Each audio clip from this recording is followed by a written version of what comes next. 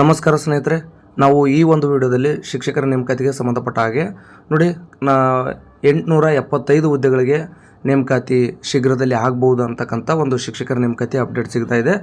ಗಾಬರಿ ಬೇಡ, ಯಾಕಂದರೆ ಇದೇನಪ್ಪ ಇಷ್ಟು ದಿನ 10,000, 12,000, 15,000, 18,000 ಶಿಕ್ಷಕರ ನೇಮಕಾತಿ ಅಂತಿದ್ರು. ಈಗ 825ಕ್ಕೆ ಬಂದ್ರಲ್ಲ ಅಂತೇಳಿ ಗೊಂದಲ ಮಾಡ್ಕೊಳಕ್ಕೆ ಹೋಗ್ಬಿಡಿ, ಗಾಬರಿ ಮಾಡ್ಕೊಳಕ್ಕೆ ಹೋಗ್ಬಿಡಿ. ಇಲ್ಲಿರ್ತಕ್ಕಂಥದ್ದು ಖುಷಿ ವಿಚಾರ ಏನಂತ ಈ ಒಂದು ವಿಡಿಯೋದಲ್ಲಿ ಡಿಸ್ಕಸ್ ಮಾಡ್ತಾ ಹೋಗೋಣ. ಅದಕ್ಕೂ ಮುಂಚೆ ನೀವೇನಾದರೂ ನಮ್ಮ ಯೂಟ್ಯೂಬ್ ಚಾನಲ್ಗೆ ಸಬ್ಸ್ಕ್ರೈಬ್ ಮಾಡ್ಕೊಂಡಿಲ್ಲ ಅಂದರೆ ದಯವಿಟ್ಟು ಸಬ್ಸ್ಕ್ರೈಬ್ ಮಾಡ್ಕೊಳ್ಳಿ. ಸ್ನೇಹಿತರೆ, ತಾವಿಲ್ಲಿ ನೋಡ್ಬೋದು ಸಮಾಜ ಕಲ್ಯಾಣ ಇಲಾಖೆ ನಿನ್ನೆ ಒಬ್ಬ ಅಭ್ಯರ್ಥಿ ಸಮಾಜ ಕಲ್ಯಾಣ ಇಲಾಖೆ ಎಕ್ಸ್ ಖಾತೆಗೆ ಒಂದು ಪ್ರಶ್ನೆಯನ್ನು ಕೇಳಿರ್ತಾನೆ. ಆ ಒಂದು ಪ್ರಶ್ನೆಗೆ ಸಂಬಂಧಪಟ್ಟ ಹಾಗೆ ಆ ಒಂದು ಸಮಾಜ ಕಲ್ಯಾಣ ಇಲಾಖೆಯ ಎಕ್ಸ್ ಖಾತೆಯಿಂದ ಆ ವ್ಯಕ್ತಿಗೆ ಅಂದರೆ ಆ ಅಭ್ಯರ್ಥಿಗೆ ರಿಪ್ಲೈ ಮಾಡಿರ್ತಾರೆ. ನೋಡಿ, ನಿಮ್ಮ ಪ್ರಶ್ನೆಗೆ ಸಂಬಂಧಿಸಿದಂತೆ ಕರ್ನಾಟಕ ವಸತಿ ಶಿಕ್ಷಣ ಸಂಸ್ಥೆಗಳ ಸಂಘದ ಅಂದರೆ ಕ್ರೈಸ್ ಅಧೀನದಲ್ಲಿರುವ ಶಾಲೆಗಳಲ್ಲಿ ಉಳಿಕೆ ಮೂಲ ವೃಂದ, ನೋಡಿ ಉಳಿಕೆ ಮೂಲ ವೃಂದ ಅಂತಂದರೆ ನಾನ್ ಕಲ್ಯಾಣ ಕರ್ನಾಟಕ ಅಂದರೆ ನಾನ್ ಎಚ್ ಕೆ ಅಂತ ಏನು ಕರಿತೀವಿ, ಇದು ನಾನ್ ಎಚ್ ಕೆ ಮಾತ್ರ, ಅಂದರೆ ಎಚ್ ಕೆ ನಾನ್ ಎಚ್ ಕೆ ಎರಡೂ ಸೇರ್ಕೊಂಡು ಒಟ್ಟು 1710 ಹುದ್ದೆಗಳನ್ನು ನೋಟಿಫಿಕೇಷನ್ ಮಾಡ್ತಾರೆ. ಬಟ್ ಇಲ್ಲಿ ನಾನ್ ಎಚ್ ಕೆ ಸಂಬಂಧಪಟ್ಟ ಹಾಗೆ ನೋಡೋದಾದರೆ ಒಟ್ಟು 875 ಹುದ್ದೆಗಳು. ಸೊ ಇದು ಸಾರ್ವಜನಿಕ ಶಿಕ್ಷಣ ಇಲಾಖೆಯಿಂದ ನಡೆಯುವಂಥ ನೇಮಕಾತಿ ಅಲ್ಲ, ಬದಲಿಗೆ ಅಂದರೆ ಸಾರ್ವಜನಿಕ ಶಿಕ್ಷಣ ಇಲಾಖೆ ವತಿಯಿಂದ ನಡೆಯುವಂಥ ನೇಮಕಾತಿ ಯಾವ ಅಂತಂದರೆ PST, GPT, HSTR ಇವುಗಳು. ಆದರೆ ಇಲ್ಲಿರ್ತಕ್ಕಂಥದ್ದು ಕ್ರೈಸ್ಗೆ ಅಂದರೆ ಇದು ಕರ್ನಾಟಕ ವಸತಿ ಶಿಕ್ಷಣ ಸಂಸ್ಥೆಗಳ ಸಂಘದ ಅಧೀನದಲ್ಲಿ ಬರ್ತಕ್ಕಂಥ ಶಾಲೆಗಳು. ಆ ಶಾಲೆಗಳ ಒಂದು ನೇಮಕಾತಿಯನ್ನು ಇದುವರೆಗೂ KPSC ಮಾಡ್ತಾಯಿತ್ತು.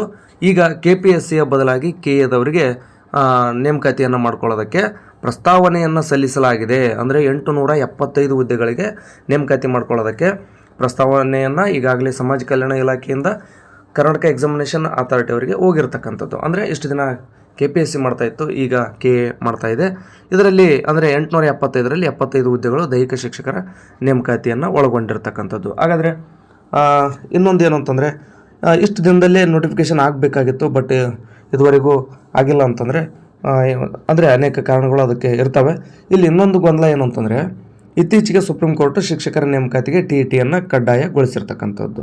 ಆದರೆ ಅದು ಕೇವಲ ಇಂಥದ್ದೇ ಶಿಕ್ಷಕರಂತ ಹೇಳಿಲ್ಲ, ಒಟ್ಟಾರೆಯಾಗಿ ಯಾರೆಲ್ಲ ಶಿಕ್ಷಕರ ವೃತ್ತಿಯಲ್ಲಿ ಇರ್ತಾರೋ ಅಂತ, ಅಂದರೆ ವೃತ್ತಿಯಲ್ಲಿರುವಂಥದ್ದಲ್ಲ, ಒಟ್ಟಾರೆ ಯಾರೆಲ್ಲ ಶಿಕ್ಷಕರಾಗಲು ಬಯಸ್ತಾರೋ ಅವರೆಲ್ಲರಿಗೂ ಕೂಡ TET ಕಡ್ಡಾಯ ಮಾಡಿರ್ತಕ್ಕಂಥದ್ದು, ಅಂದರೆ ಕೋರ್ಟ್ನ ಆದೇಶ. ಆದರೆ ಇಲ್ಲಿ ಕ್ರೈಸ್ ಅಧೀನದಲ್ಲಿರ್ತಕ್ಕಂಥದ್ದು ಸಾರ್ವಜನಿಕ ಶಿಕ್ಷಣ ಇಲಾಖೆ ಆಲ್ರೆಡಿ ಏನು ಮಾಡುತ್ತೆ ಅಂದರೆ TET ಎಕ್ಸಾಮನ್ನು ನಡೆಸಿ ನಂತರ PST, GPT ಇವುಗಳನ್ನು ನೋಟಿಫಿಕೇಷನ್ ಮಾಡಿ ಭರ್ತಿ ಮಾಡ್ಕೊಳ್ಳೋಂಥ ಕೆಲಸವನ್ನು ಮಾಡ್ತಿತ್ತು.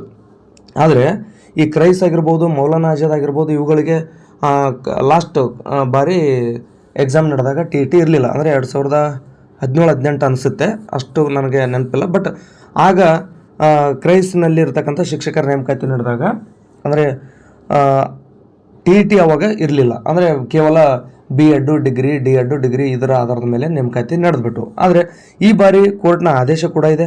ಅಂದರೆ ಈಗ ಆಲ್ರೆಡಿ ಯಾರೆಲ್ಲ ಇನ್ ಸರ್ವಿಸ್ ಟೀಚರ್ಸ್ ಇದ್ದಾರೋ ಅವ್ರಿಗೂ ಕೂಡ TETಯನ್ನು ಪಾಸ್ ಮಾಡಿಕೊಡ್ರಿ ಅಂತ ಹೇಳಿರ್ತಕ್ಕಂಥದ್ದು.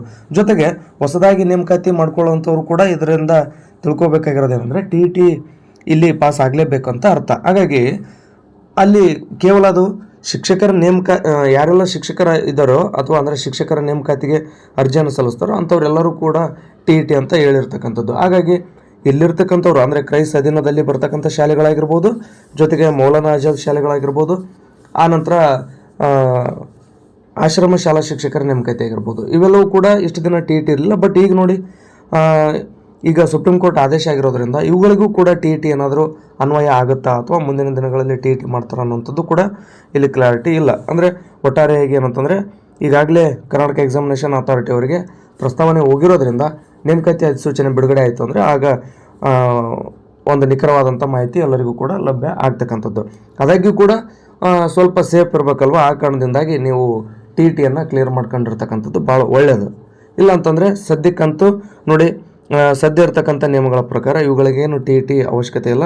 ಸೊ ಅದನ್ನು ಏನು ಗೊಂದಲ ಮಾಡ್ಕೊಳಕ್ಕೆ ಹೋಗ್ಬೇಡಿ.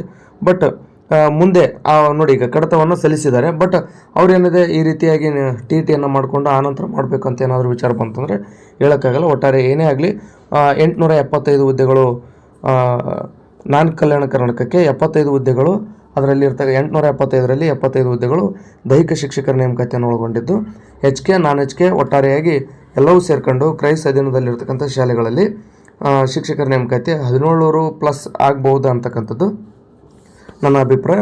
ಒಟ್ಟಾರೆ ಮುಂದಿನ ದಿನಮಾನಗಳಲ್ಲಿ ಅಧಿಕೃತವಾದಂಥ ಮಾಹಿತಿಗಳು ಲಭ್ಯ ಆಗ್ತಾನೆ ಇರ್ತವೆ. ಸೊ ಅದುವರೆಗೂ ನಾವೆಲ್ಲ ವೇಟ್ ಮಾಡೋಣ.